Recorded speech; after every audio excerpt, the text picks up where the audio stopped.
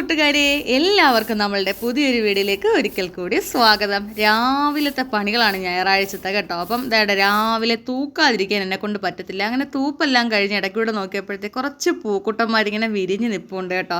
നല്ല രസമല്ലേ രാവിലെ പൂക്കളൊക്കെ ഇങ്ങനെ വിരിഞ്ഞ് നിൽക്കുന്ന കാണാനായിട്ട്. ഇത് ഞാനാണെങ്കിലേ ഒരു തെറ്റി നട്ട് വെച്ചേക്കുവാണേ. അപ്പോൾ തെറ്റി നട്ട് മണ്ണിനകത്താണ് വെച്ചേക്കുന്നത്. അതിലിതുവരെ പൂ വന്നില്ല. പക്ഷേ എൻ്റെ സൈഡിലിരിക്കുന്ന ശവനാറി പൂവിനകത്ത് പൂവും വന്നിട്ടുണ്ട് കേട്ടോ. സൈഡിൽ കൂടെ കിളിച്ച് വന്നതാണേ. അപ്പോൾ രാവിലെ ഞാൻ മുറ്റം എല്ലാം അങ്ങ് തൂത്തിടും. രാവിലെ എനിക്ക് എല്ലായിടവും തൂത്തൊന്ന് വൃത്തിയാക്കിയില്ലെങ്കിൽ എന്നെ കൊണ്ട് പറ്റത്തില്ല കേട്ടോ. അപ്പം നമുക്ക് തൂത്തിടുമ്പോൾ തന്നെ രാവിലെ ഒരു പോസിറ്റീവ് എനർജിയാണ് നമ്മുടെ വീട്ടിലേക്ക് ലഭിക്കുന്നത്. ഇത് നമ്മുടെ തുണി കഴുകുന്ന സ്ഥലമാണ് കേട്ടോ. അപ്പം എല്ലാം നമുക്ക് ആ അപ്പുറത്ത് നമ്മുടെ അയ്യത്ത് വലിയൊരു പ്ലാവ് നിൽപ്പുണ്ട് കേട്ടോ. അപ്പോൾ അതിൽ നിന്ന് ശരിക്കും പ്ലാവലയാണ് വീഴുന്നത്. രാവിലെ തൂക്കുമ്പോഴും ഇത്രയുണ്ട്, വൈകുന്നേരം തൂക്കുമ്പോഴും ഇത്രയുണ്ട്. പിന്നെ ഞാൻ രാവിലെ തൂത്ത് തീ കത്തി കഴിഞ്ഞിട്ട് ഇപ്പോഴേ ഞാൻ കൊണ്ടിടും.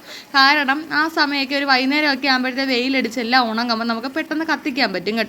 പിന്നെ തുണി കഴുകാനായിട്ട് വന്നേക്കുവാണ്. അങ്ങനെ ഇന്ന് നമ്മുടെ അപ്പുറത്തെ വീട്ടിലെ പണിക്കാരൊന്നുമില്ല. അതുകൊണ്ട് പിന്നെ പെട്ടെന്നൊക്കെ കഴുകും. പണിക്കാരുണ്ടെങ്കിൽ നമുക്കൊരു പൊതുവേ ഒരു ബുദ്ധിമുട്ടാണല്ലോ തുണിയൊക്കെ കഴുകാനായിട്ടല്ലേ. അന്നേരം പിന്നെ തുണിയൊക്കെ കഴുകാൻ ഇന്ന് ഇത്തിരി നേരത്തെ ഞായറാഴ്ചയായിട്ട് ഇറങ്ങിയിട്ടുണ്ട് കേട്ടോ. തുണി വളരെ കുറച്ചായിരുന്നു. പിന്നെ നമുക്ക് തോർത്താണ് ശരിക്കുണ്ട് കേട്ടോ. തോർത്താണ് കൂടുതലും. കാരണം അച്ചായിക്കും അമ്മയ്ക്കും എനിക്കും ഞങ്ങൾക്ക് മൂന്നുപേർക്ക് സെപ്പറേറ്റ് തോർത്തുകളാണ്. പിന്നെ അമ്മയ്ക്കാണ് തല തുടയ്ക്കാനൊരു തോർത്ത്, പുറം തുടയ്ക്കാനൊരു തോർത്ത്, എനിക്കും സെയിം അങ്ങനെ തന്നെ, പുറം കുളിക്കാനൊരു തോർത്ത്.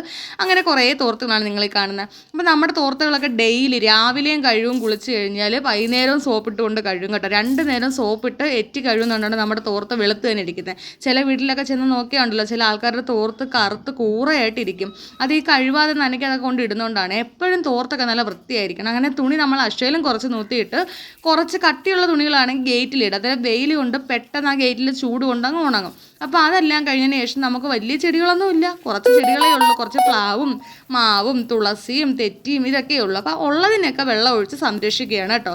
അങ്ങനെ തുണി കഴുകുന്ന ജോലിയെല്ലാം കഴിഞ്ഞ് അടുക്കളയിലേക്ക് വന്നപ്പോഴത്തേക്ക് അമ്മ ഇവിടെ ഉച്ചലത്തേക്കുള്ള ഭക്ഷണം എല്ലാം തയ്യാറാക്കിയിട്ടുണ്ട്. തോരൻ, രസം, ചമ്മന്തിയൊക്കെ ആയിരുന്നു. അതിനുശേഷം അമ്മ പാത്രം എല്ലാം കഴുകി.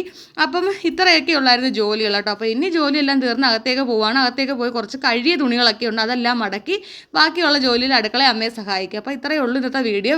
ചെറിയൊരു വീഡിയോ ആയിരുന്നു. ഇഷ്ടമായി ലൈക്ക് ചെയ്യുക, ഷെയർ ചെയ്യുക. ഓക്കെ കൂട്ടുകാരെ, വേറൊരു വീഡിയോ വരുന്നവരേക്കും ടാറ്റാ.